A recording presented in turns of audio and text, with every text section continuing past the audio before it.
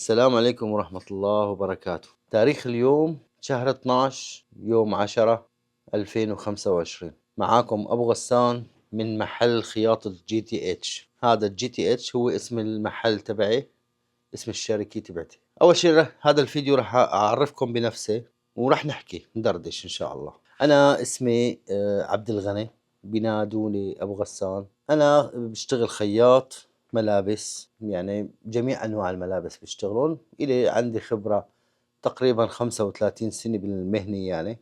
يعني المهنة أخذتناها وراثة من الأهل، وبعدها نحن دخلنا بهاي المهنة، حبيتها دخلت فيها، وبعدين دخلنا شوية دورات على شوية دراسة من هون ومن هون ومن هون، اكتسبنا خبرة الحمد لله. بنقول عن حالنا مقبولين بمجتمع الخياطين، يعني لأننا محترفين جدا ولا لنا نهائي على الآخر. الاحتراف قد ما كان الإنسان اشتغل بهالمهنة يوصل للاحتراف التوب 1 يعني صعبة، إلا ما يكون المهنة فيها شيء جديد، فيها أشياء جديدة ما مرت عليك قبل هالمرة. يعني في أشياء تجينا أول مرة نشتغل فيها لأنه المهنة عم تتطور. هاي الفيديوهات راح أسويها إن شاء الله تقريبا فيديوهين كل أسبوع. الفيديو راح يكون طويل، يعني ممكن يكون طويل كتير، والله أعلم كم بيطلع طول الفيديو. أنا راح أصوركم يومياتي بالخياطة، يعني كل شيء بصير معي باليوم بالأشياء المهمة، بحيث إنه تشوفوها كيف عم بشتغلها، كيف عم نصلحها، كيف عم نظبطها، وأسرار المهنة، أسرار الشغل. هذا كله راح أصور لكم إياه. يعني أول شيء الأساس راح أنزله على اليوتيوب، بعدين راح نقطع منه مقاطع وننزله على الفيس وعلى التيك توك وهيك أشياء. الغاية من هاي الفيديوهات أولا إنه أعطي خبرتي اللي أنا مكتسبة من الأيام اللي اشتغلت فيها، وأنتم إن شاء الله بتستفيدوا منها. أنا ما راح أعطي أكاديميا، يعني ما راح أعلكم أكاديميا وما بعرف إيش. راح أفرجيكم شغل عملي.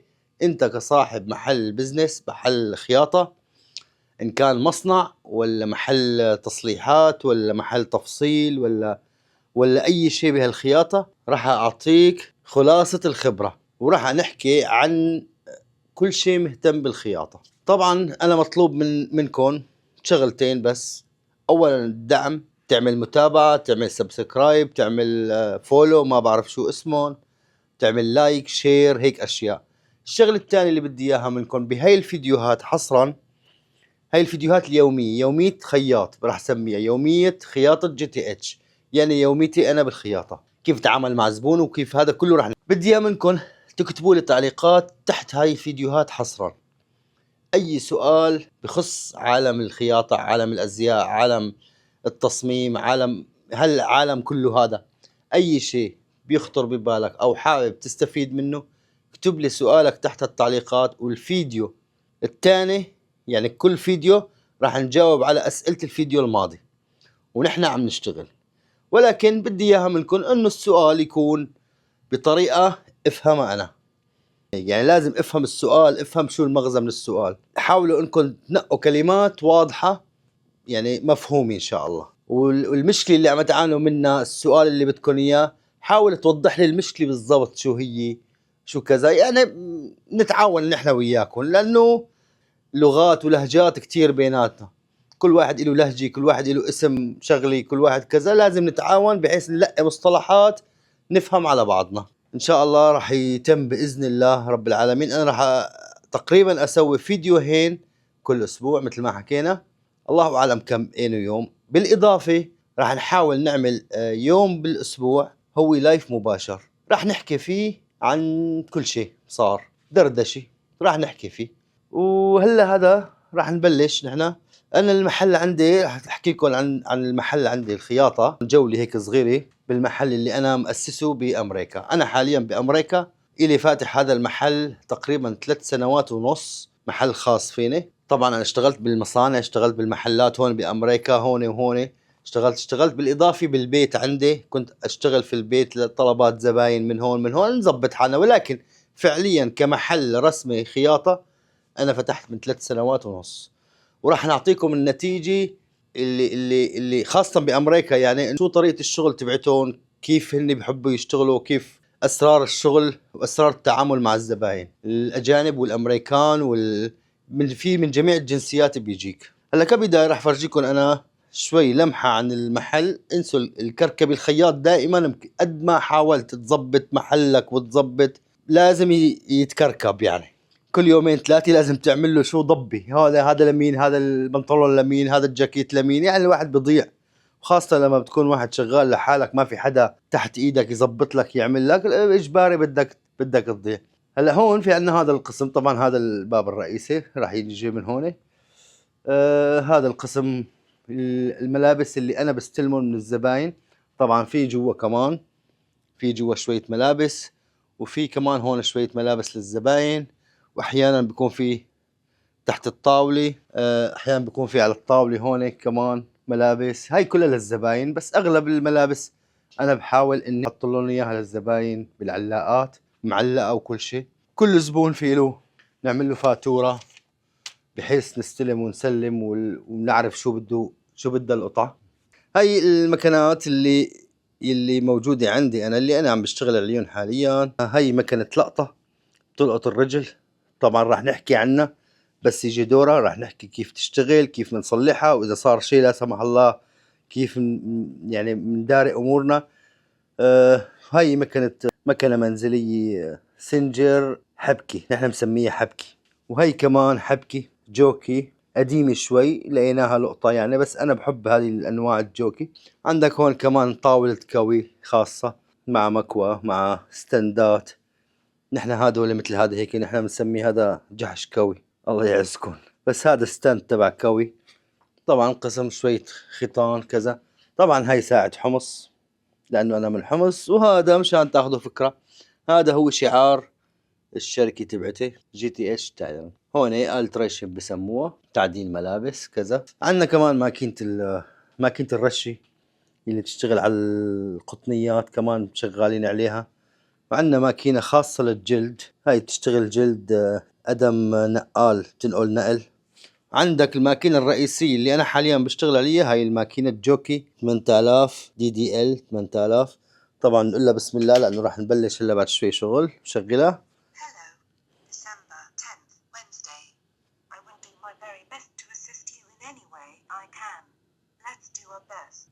تمام. هذا تاريخ، طبعا انا عم صور لكم الفيديو الساعة 2:44 بالليل. طبعا هون كمان طاولة تبعتنا.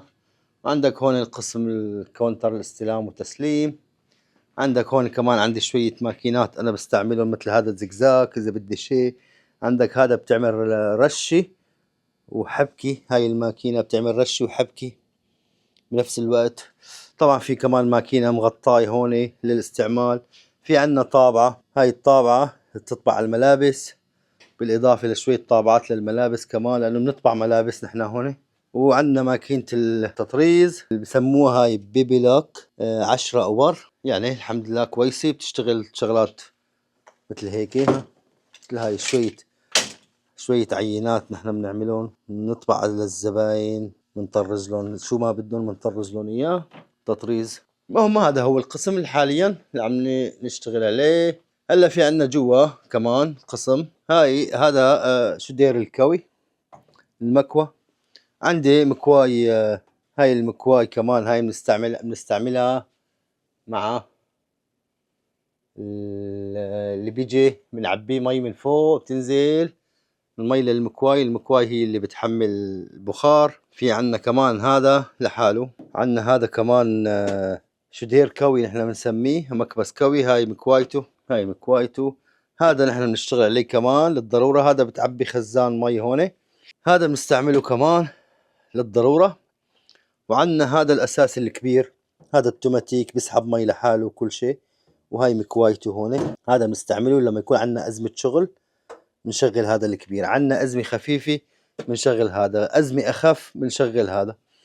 بالإضافة للي برا المكواي اللي برا هذيك بنشغلها لما بيكون الشغل خفيف جدا. عنا كمان هون شوية ماكينات. عنا ماكينة درز الجوكي، عنا ماكينة جوكي الثاني، عنا ماكينة البرازر. هذول كلهم درزات خياطة. طبعا في عالم بتيجي تشتغل معي أحيانا يعني شغيلي بيشتغلوا، بس هلا ما عندي حدا، عندي وحدي بس بتجيني يوم يومين بالأسبوع ولكن اي حدا بيكون عنا ضغط شغل بيجوا شغيلي، حدا بده يشتغل من قابل انه نشغلهم. طبعا في عنا مكنة اللقطة المنزلية هاي والحمد لله شغالة يعني الله عليها، ولكن هذيك انتاجها افضل. عنا مكنة الجلد هاي الدولاب، وعنا ماكينة الأخيرة ماكينة الجلد الكوع. هاي الماكينات الأساسية يلي عم نشتغل عليها نحنا. في عنا مثل ما حكينا انسو الكركبي، في عنا ماكينة تطريز سنجر أبرة وحدة منزلية، كمان عند الضرورة بنشغلها لما بصير في عنا طلبية شغلة بنشغلها. هون كمان شوية ملابس للزباين، كمان بالإضافة في جوا ملابس للزباين، ولكن هاي الملابس أغلب إلهم زمان ما اجوا اخذوا ما اخذوهم.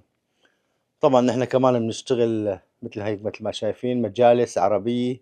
هون شوية ادوات سحابات خيطان كراكيب، هاي كلها هاي الكراكيب نحن بنشتغل فيها. هاي انا بعطيكم فكرة عن المحل كهذا الفيديو ونفرجيكم شو نحن بنساوي. عنا غرفة القياس حاليا، هاي غرفة القياس للزباين. نخلي الزبون يوقف هون مثل ما انكم شايفين هيك، خليه يوقف هيك ياخذ له قياساته مثل هيك. هاي هذا القسم كمان دبابيس، ما دبابيس، حجر علام، ميزورة، مسطرة، مقص، ونحن عم نشتغل للزبون بهاي الغرفة. هيك هاي لمحة عن المحل الخاص فيني حاليا لبين ما رب العالمين ما بنعرف لأيمت بنضل فيه الله أعلم، سنة سنتين بنبدل محل تاني الله أعلم. أي هيدا صحيح هذا الكوي، هذا مكبس كوي كمان، هذا بنكوي فيه كمان عند الضرورة بنكوي فيه. هلا نرجع تعالوا نقعد ونحكي. طبعا هاي الفيديوهات راح يكون فيها أخطاء لغوية، أخطاء تصوير، هيك أشياء هاي يعني إحنا ما لنا محترفين تصوير ولا لنا محترفين هيك أشياء. يعني ممكن تمرق لك كلمة غلط، تمرق لها معنى غلط، تمرق لها وصف غلط، تمرق لك كاميرا ما أنا بموضوع المحلات، بدك تعذرونا لأنه هذا عبارة عن يوميات. شو بشتغل أنا هون راح أصور لكم إياه. وهيك إن شاء الله هذا الفيديو الأول، وهلا راح نبلش عاون. وإن شاء الله أنا أي شيء بدكم إياه سؤال كذا وبقدر إني أساعدكم فيه أجاوب عليه، ما بقصر بإذن الله. لذلك فرجونا هذا الفيديو، انزلوا تحت علقوا تعليق، يعني اي تعليق بدكم اياه. اهم شيء يكون في سؤال نستفيد ونفيد، يعني انتم بتستفيدوا وانا بستفيد، يعني الاستفاده متبادله بيناتنا. بنقول يا رب. وكان معاكم ابو غسان من حمص موجود في امريكا. تحياتي لكم والسلام عليكم.